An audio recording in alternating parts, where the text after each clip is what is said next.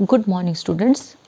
आज हम एसएससी का ईएनजी एसएससी का क्रिएटिव राइटिंग का पेपर है। उसमें कुछ टर्म्स हमारी रहती थी। Some of the terms I have already discussed with you. I will send you content of the same, hand written content मैं आपको भेजूंगी क्लिक लेके, तो आपने उसको अपनी रजिस्टर या कॉपीज़ या डायरीज जिसमें भी आपको कॉपी करना हो अपने हैंड राइटिंग में लिखना है, बिकॉज आपको तभी कंसेप्ट जो है वो क्लियर हो पाएंगे। You won't find any book available in the market. कोई भी बुक अवेलेबल नहीं है मार्केट में इस पेपर की। So I have tried my level best to make you understand the things. तो कुछ एक चीज़ें हमने डिस्कस की थी। Let me explain those concepts again. Metaphor, simile, homonym, metonymy, oxymoron हमने डिस्कस किया था।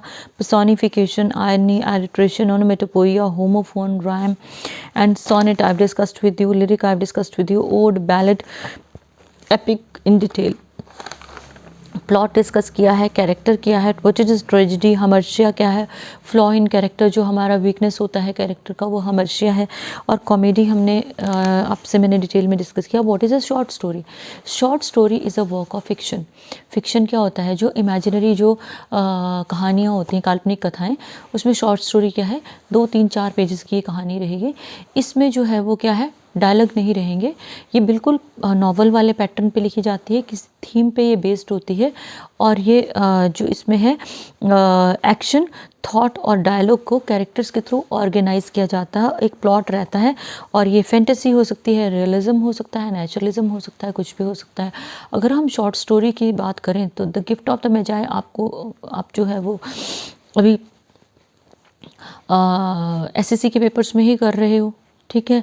You have already gone through a short story. Deliverance आपने पढ़ा है, ठीक है। शॉर्ट स्टोरी जो है वो होली पंचायत आप लोगों के साथ मैंने डिस्कस की हैं, और जितनी भी आपकी शॉर्ट स्टोरीज़ हैं, जो आपका पेपर है 203 ईएनजी डीएससी 203, उसमें शॉर्ट स्टोरीज़ हैं, वो सारी की सारी शॉर्ट स्टोरीज़ तो हैं। The deal with different types के थीम्स हैं उसके। अगर आप साइंस फिक्शन पे शॉर्ट स्टोरीज ढूंढोगे विल फाइंड, अगर आप इमेजिनेटिव लिटरेचर पे ढूंढोगे, अगर आप मिस्टिसिज्म पे ढूंढोगे will find large number of short stories. एक प्लॉट रहता है, कुछ कैरेक्टर्स रहेंगे, कैरेक्टर्स का आपस में रिलेशन रहेगा, लेकिन it won't be long like that of a novel. उसको हम लंबा लेके नहीं जाते हैं। और प्लॉट और जो आपके कैरेक्टर्स हैं वो एक एंड की तरफ जो है वो मूवमेंट करते हैं, तो हमारी वो शॉर्ट स्टोरी फॉर्मेशन होती है। उसके अलावा जो फर्स्ट ईयर में आपने कहा पढ़ा है, dinner for the boss, parrot in the cage, then your the reddening tree, ये सारी की सारी शॉर्ट स्टोरीज़ हैं। तो ऐसे क्या है, आपको पहले मैंने बताया है एट द हिमालयाज़, जो फर्स्ट ईयर में आपने पढ़ा है। वैली ऑफ साइलेंस आपने फर्स्ट ईयर में पढ़ा है। ये दोनों एसेज हैं जिसमें एक पर्टिकुलर जो है एस्पेक्ट को डिस्कस किया गया है किसी चीज़ के। लार्ज नंबर ऑफ कैरेक्टर्स वहाँ पे आपको नहीं मिलेंगे, लेकिन जो शॉर्ट स्टोरीज़ हैं वो डिफ़र करती हैं। उसमें अलग अलग कैरेक्टर्स हैं, उनका अपना अलग अलग रोल है, और वो कहानी को शुरू से लेके अंत तक लेके वो जाते हैं। जैसे आपका सेकेंड ईयर में है, सेकेंड ईयर में आप लोगों को जो भी ऐसे हैं डॉक्टर एपीजे अब्दुल कलाम से रिलेटेड है, स्वामी विवेकानंद से रिलेटेड है, towards creating a party free world है, देन सिंपली लिविंग है, देन जो more than 100 million women are missing, ये सारे के सारे ऐसे हैं। तो अगर आपको ऐसे और शॉर्ट स्टोरी में डिफ्रेंशिएट करना हो तो I have quoted a large number of examples, you can easily quote fine. If you will talk about a novel आपने कौन सा पढ़ा है अभी आपने ओलिवर ट्विस्ट पढ़ा है, जिसमें एक प्लॉट है, large number of characters are there. In the beginning हम लोगों को कुछ कैरेक्टर्स इंट्रोड्यूस करवाते हैं, सेंटर तक आते आते आते आते और लास्ट में हम सारे के सारे कैरेक्टर्स से फैमिलियर हो जाते हैं। Their qualities we know, their advantages we know, their relationships we know, और एंड में जो है वो कहानी को किस तरह से क्लोज करना है, that depends on the author के ऊपर डिपेंड करता है, ठीक है। या वैरायटी ऑफ कैरेक्टर्स हैं, प्लॉट या प्लॉट्स होंगे, ठीक है। एक्सप्लोरेशन ऑफ कैरेक्टर है, उनके मोटिव्स हैं। जैसे अगर मैं ओलिवर ट्विस्ट की बात करूं तो ओलिवर ट्विस्ट जो है एक नॉवल हमारा शुरू होता है, हम एक ऑफन के बारे में जानते हैं, उसके स्ट्रगल के बारे में जानते हैं, लेकिन हमें एक चीज़ का पता लगता है कि वो ऑफन कोई भी गलत काम करने में इंटरेस्टेड नहीं है। When he goes to London, तो बड़ी ऑनेस्टली जो है वो ऑर्फेनेज के साथ जितने भी लोग उसको डील करते हैं उनके साथ पास काम करता है। लंदन में वो जाता है, he meets the people who are basically are thieves, लेकिन वो उनके साथ कंफर्टेबल नहीं है। फिर वो क्या करता है, ही मीट्स अ जेंटलमैन, उनके पास वो जाता है, वहाँ पे मिस्टर ब्राउनलो के पास वो रहता है, there he feels good, and वहाँ हमारा थोड़ा सा लिंक क्लियर होता है कि वो जो उसकी ब्राउनलो के जो रूम में एक फ़ोटो लगी है वो ऐसा लगता है कि उसके फीचर्स ओलिवर ट्विस्ट लेडी के मिलते जुलते हैं। फिर वहाँ से उठा के फिर वो जो है वो पिक पॉकेट्स के पास पहुँच जाता है जो लड़के चोर हैं।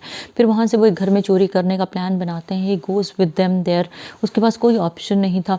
He goes with them, he is caught there. वहाँ पे जो है कुछ फीमेल्स उसकी केयर करती हैं। And there he comes to know कि जो वहाँ पे एक लेडी है वो उसकी मैटरनल आंट है, जो उसकी मासी है वो, लेकिन वो लेडी जो है फिर वहाँ से हमें एक चीज़ और क्लियर होती है कि उसका एक स्टेप ब्रदर भी है। उसके फादर के लीनेज के बारे में, उसके फादर की जो प्रॉपर्टी है उसके बारे में हमें पता चलता है कि ओलिवर ट्विस्ट को क्यों मारने की उसका ब्रदर जो है वो मंक्स जो है कोशिश कर रहा था। और लास्ट में हमें बहुत सी चीज़ें और भी क्लियर हो जाती हैं कि ओलिवर के जो फादर थे, he was very honest towards his mother, लेकिन unfortunately he couldn't do anything, और उन्होंने विल की थी, ओलिवर के नाम कुछ प्रॉपर्टी थी। और इसकी जो एंडिंग है वो किस तरह से होती है, Oliver gets the share of his property and he lives his life comfortably. वो आराम से उन लोगों के साथ रहता है जहाँ वो रहना चाहता है। तो it long narrative words form में लिखा जाता है। नोवेला एक इटालियन फॉर्म है, वहाँ से नॉवल का जो पैटर्न है वो शुरू हुआ था। And novella simply means a little new thing, और उसको हमने स्ट्रेच करके जो है वो नॉवल बना दिया। मोनोलॉग मैंने आपको कहा था, मोनो होता है single. A single person when is on a stage is uttering something, मैंने आपसे पहले भी डिस्कस किया था। मैंने ड्रामेटिक मोनोलॉग का आपसे डिस्कस किया था। एक्चुअली हम उसी के कंटेक्स्ट में बात करेंगे। तो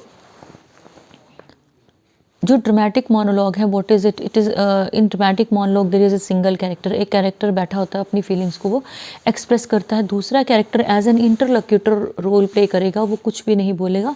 एक कैरेक्टर ही अपनी भावनाओं को जो है वो रिवील करता जाता है। तो that is a dramatic monologue. और जो वो इंटरलोक्यूटर है वो कुछ नहीं बोलता है, लेकिन कैरेक्टर की जो फीलिंग्स हैं वो रिवील होती जाती हैं और लास्ट में हमें जो है वो उसके थॉट्स का इन जनरल जो है वो पता चलता है। तो इसमें कुछ क्रिटिकल सिचुएशन दी जाती है और जहाँ कैरेक्टर अपने आप को रिवील करता है। अगर आपको इंटरेस्ट होगा तो आप नेट पे ढूंढना, my last duchess Robert browning की पोइम है। तो उसमें जो है वो एक डचेस के बारे में बताया है कि पूरी वो लड़की किस तरह की लाइफ जीती थी, लेकिन ड्यूक जो है, एक फ़ोटो है डचेस की, उसके सामने खड़ा होकर ड्यूक अपने आप को किस तरह से एक्सप्रेस कर रहा है और उसकी फीलिंग्स जो है वो डचेस ने नहीं कुछ भी कहा है उसमें, डचेस की तो फ़ोटो है, लेकिन जो ड्यूक है वो अपनी भावनाओं के थ्रू अपनी रियल पर्सनैलिटी को रिवील करता है कि वो कितना लालची, कितना घटिया, कितना गिरा हुआ, कितना मीन है, वो किस तरह से उसने डचेस को डील किया, जो कि एक बड़ी सॉफ्ट हार्टेड लेडी थी। ठीक है। एंड सॉलिलिकी इज़ द टेक्निक जहाँ पे एक कैरेक्टर अकेला स्टेज पे अपनी फीलिंग्स को रिवील करता है। जैसे मैंने आपको बताया, जो आपका मूवीज़ है उसमें कई बार लगता है ना हमें कि कोई कैरेक्टर बहुत अच्छा है, लेकिन वो क्या करता है, वो जब अकेला है तब वो प्लान अपना रिवील करता है कि मैंने इस पर्टिकुलर कैरेक्टर से बदला लेना है, इसलिए मुझे इतना अच्छा बनना पड़ रहा है। तो इन्फॉर्मेशन वो देता है अपने मोटिव्स के बारे में, अपने टारगेट के बारे में, अपने स्टेट ऑफ माइंड के बारे में और अपने जो थॉट्स हैं उनके बारे में, और हमें जो है वो पता लगता है कि बेसिकली उसके माइंड में क्या चल रहा है। इससे रिलेटेड ही एक और टर्म है असाइड। ये एक स्टेज रिलेटेड डिवाइस है जहाँ पे एक कैरेक्टर जो है वो ऑडियंस के सामने अपने थॉट्स को शॉर्ट स्पीच में रिवील करता है, लेकिन ये शॉर्ट स्पीच जो है वो स्टेज पे और कैरेक्टर्स भी होंगे। जैसे मान लो सॉलिरिकी में क्या है, सॉलिरिकी में स्टेज पे होगा एक कैरेक्टर, ठीक है ना। मान लो एक कमरा दिखाया गया है, उसमें अकेला कैरेक्टर है, वो अपनी बात ऑडियंस तक पहुंचा रहा है। लेकिन असाइड क्या है, असाइड मीन्स एक साइड वाली स्पेस जहाँ पे और कैरेक्टर अपने इन्वॉल्व होंगे, लेकिन जो एक कैरेक्टर है वो अपने आप को रिवील कर रहा है ऑडियंस के सामने, लेकिन और कैरेक्टर्स को पता नहीं चल रहा, वो ऐसे दिखाएंगे कि हमें पता नहीं चल रहा है। That is called aside. उसी तरह से थीम क्या है, थीम जो है एक कंसेप्ट है, एक इमेजिनेटिव वर्क से रिलेटेड है। ठीक है। थीम प्ले का भी है, थीम नॉवल का भी है। ठीक है। हर वर्क का एक थीम रहता है जिसमें रीडर को ये पता चलता है कि बेसिकली किस चीज़ के ऊपर जो है फोकस किया है ऑथर ने, पोइट ने या प्ले राइट ने या एसेइस्ट ने, वो जो है वो थीम होता है। तो इसमें क्या है, इमेजरी रहती है, तरह तरह के डिवाइसेस को यूज़ किया जाता है थीम को रिवील करने के लिए, जिसके थ्रू हमें ये पता चलता है कि ये पर्टिकुलर ड्रामा, ये particular work of fiction, particular novel, particular story या पर्टिकुलर पोइम जो है किस चीज़ पे बेस्ड है। जैसे आपने फर्स्ट ईयर में एक पोइम पढ़ी थी, what was the name, ingratitude से डील करने वाली जो पोइम थी, blow blow the winter wind, that dealt with the theme of ingratitude. Ingratitude होता है थैंकलेसनेस, कृतज्ञता के ऊपर वो पोइम बेस्ड थी, तो थीम था दैट डेल्ट विद इनग्रैटिट्यूड। और जो आपका मुन्नी वाला चैप्टर था, forgot the name of the chapter, the reddening tree, तो उसमें क्या था, अलग अलग तरह से अलग अलग थीम्स को वीव किया गया है उसमें, ठीक है। उसी तरह से जब आप सेकेंड ईयर में आते हो तो आपका अ सैम ऑफ लाइफ आपने ऑलरेडी पढ़ा हुआ है, फर्स्ट पोइम हमारी थी, that deals with the theme of positivity के ऊपर बेस्ड है। इफ़ है, इफ़ में क्या बताया है, even if you are alone you need to struggle, you need to establish yourself, you should just make yourself successful. कैसे, सही का साथ दे के, even if you are alone, कोई फ़र्क नहीं पड़ता है, that is the theme of the poem. उसके बाद ओलिव ट्री है, उसका थीम क्या है, उसका थीम है कि your roots your determination should be so good. जैसे ओलिव ट्री बार बार उठ के निकलता है ना, जो मर्जी हो जाए वो क्रश नहीं होता, ख़त्म नहीं होता, डिस्ट्रॉय नहीं होता, उसी तरह से हमारे अंदर जो एक विल पावर है वो ख़त्म नहीं होनी चाहिए। मैंने आपको एग्जाम्पल उसमें भी कोट किया था ओलिव ट्री में, कि एक इंसान के घर में आग, उसके घर में फंक्शन था, गृह प्रवेश होना था 2 दिन के बाद, लेकिन आग लग जाती है, ख़त्म हो गया सब कुछ। लोग सोचते हैं कि अब घर जाना है तो कैसे जाएं, इससे कैसे बात करें, तो दैट वेरी पर्सन जिसको लोग आते हैं ना दुख प्रकट करने के लिए, बोलता है तो यू शुड फील गुड। वो मिठाई लाता है, उनको मिठाई बांटता है, कहता क्यों इतने खुश क्यों, तुम्हारा तो घर जल गया। कहता देखो घर ही जला ना, मैं तो ज़िंदा हूँ, मेरी फैमिली ज़िंदा है, अगर ये आग 2 दिन के बाद लगती तो शायद हम सभी मर जाते। तो this is something very positive for me, कि मेरे जो मेरे घर का नुकसान हुआ है लेकिन मेरी फैमिली जो है वो अभी सुरक्षित है, मैं उसके लिए दोबारा कुछ कर सकता हूँ। सो इस तरह से थीम का जो इम्पोर्टेंस है या रेलेवेंस है वो किस तरह से पोइम या ऐसे या आपकी स्टोरी में क्लियर होता है। Next is narrator. Who is a narrator, who tells us about a particular thing. जैसे आपका एट द हिमालयाज एक ऐसे है, वहाँ पे फर्स्ट पर्सन नैरेटिव है, वो फर्स्ट पर्सन में रविंद्रनाथ टैगोर जी ने अपनी फीलिंग्स को बताया है, क्योंकि आई के ऊपर वो बेस्ड है। उसी तरह से जितने आपके ऐसे हैं, जो वैल्यू ऑफ साइलेंस है वो भी आई से शुरू होता है, फर्स्ट ईयर में है वो, तो वो क्या है, वो नरेटर वहाँ पे कौन है, ऑथर है। और जो आपके बाकी के चैप्टर्स हैं वहाँ पे नरेटर कोई और रहता है, लेकिन वो जो कहानी सुनाने वाला है या कहानी को आगे ले जाने वाला है वो ऑथर्स की फीलिंग्स को एक्सप्रेस करता है। एक्चुअली ऑथर का एटीट्यूड टुवर्ड सोसाइटी जो है वो एक्सप्रेस करता है। वो कोई ही शी कोई भी हो सकता है या प्लूरल भी हो सकते हैं। जैसे ओलिवर ट्विस्ट में जो है वो कहानी चल रही है तो वो नरेट की जा रही है। जो फर्स्ट पर्सन नैरेटिव है उसमें आए रहता है, जिसमें नरेटर फीमेल या मेल कोई भी होता है, वो पार्टिसिपेट करता है स्टोरी में और डायरेक्टली इनडायरेक्टली वो स्टोरी में इन्वॉल्व रहता है। What is a dialogue? Dialogue plays a very important role in a play. Play आपने कौन सा पढ़ा है? द मर्चेंट ऑफ वेनिस पढ़ा है, जिसमें लोरेंजो है, डायलॉग है, जेसिका का नाम है, आगे डायलॉग है, फिर शायलक है, फिर आगे डायलॉग है। डायलॉग का क्या काम होता है? Dialogue tells us about the personality of the speaker, it tells us about the personality of other people, it tells us about the place, it tells us about the environment, it tells us about the way of thinking of the people involved in the play। तो dialogue के through क्या होता है, ये जो characters के through characters dialogue का use करते हैं ना, दे टेक स्टोरी फॉरवर्ड, वो स्टोरी को आगे लेके जाते हैं और they reveal the true personality of the characters. जो कैरेक्टर्स जिस रोल में है उसको रिवील करते हैं और उनकी family background, each and everything is revealed through dialogue. तो यहाँ पे मोनोलॉग सॉलिलिकी जो है वो किसी और तरह से वो कैरेक्टर की इंडिविजुअल फीलिंग्स क्या है, वो अपने लिए क्या सोचता है वो रिवील करते हैं। लेकिन जो डायलॉग है उसमें कुछ हिडन चीज़ नहीं आती। नॉर्मल वे में हम बात करते हैं तो हम डायलॉग के थ्रू कम्युनिकेट करते हैं। तो this is the difference between soliloquy and your dramatic monologue और मोनोलॉग एंड डायलॉग और असाइड। ठीक है, चारों में जो डिफरेंस क्लियर हो गया। Point of view, point of view है किस चीज़ को लेके हमने स्टोरी ऐसे या पोइम को लिखा है। What is our point of view? तो वो क्या बताता है? The way story is told by means which of which a reader comes to know about the content. Reader को कंटेंट का पता लगता है, वह इसमें आ जाएंगे आपके कैरेक्टर, डायलॉग, एक्शन और सेटिंग। ये सारी चीज़ें जो है वो स्टोरी को आगे ले जाने में मदद करती हैं। ठीक है। और जो पॉइंट ऑफ व्यू है ये एक practical concern of the author है और मोस्ट प्रोमिनेंट कंसर्न है मॉडर्न नॉवलिस्ट का कि कोई क्या सोचता है। It is very very important और अलग अलग तरह से स्टोरीज़ को प्रेजेंट करने में इसका यूज़ किया जाता है। Last term of R is persona. Persona क्या है, लैटिन वर्ड है और वहाँ पे क्या था, mask Warne by the actors. Actors क्या करते थे, वो मास्क पहनते थे। जैसे आजकल जो है वो आपने देखा होगा ना, सीरियल्स में बड़े नेगेटिव कैरेक्टर्स को नेगेटिवली प्रेजेंट किया जाता है, उनका मेकअप उस तरह का रहता है। तो उस वक्त ऐसा कुछ भी नहीं था। तो जो रोल, जो कैरेक्टर प्ले करते थे ना, डरावने मास्क होते थे नेगेटिविटी के लिए, पॉजिटिविटी के लिए अच्छे मास्क होते थे, तो मास्क का यूज़ करते थे।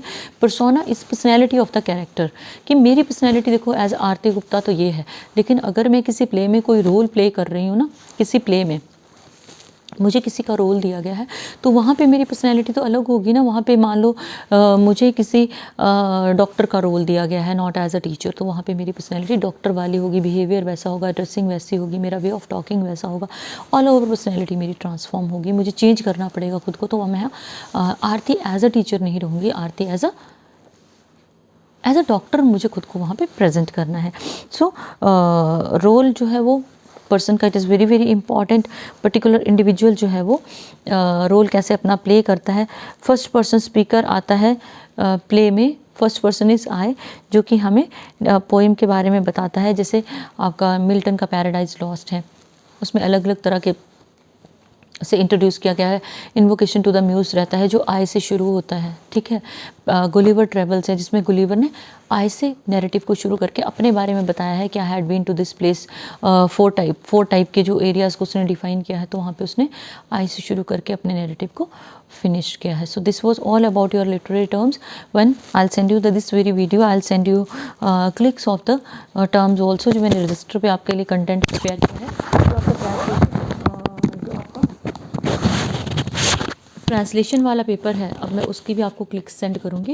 लेकिन I am really surprise to see one thing, not even a single student asked me till today कि ma'am we are not finding any material, you are not sending us clicks of the content which you just promise again and again in your videos. So it's really surprising. So you have to be ready for the month of March और April. आपके exam तो होने वाले हैं, ये तो आपको पता चल गया होगा।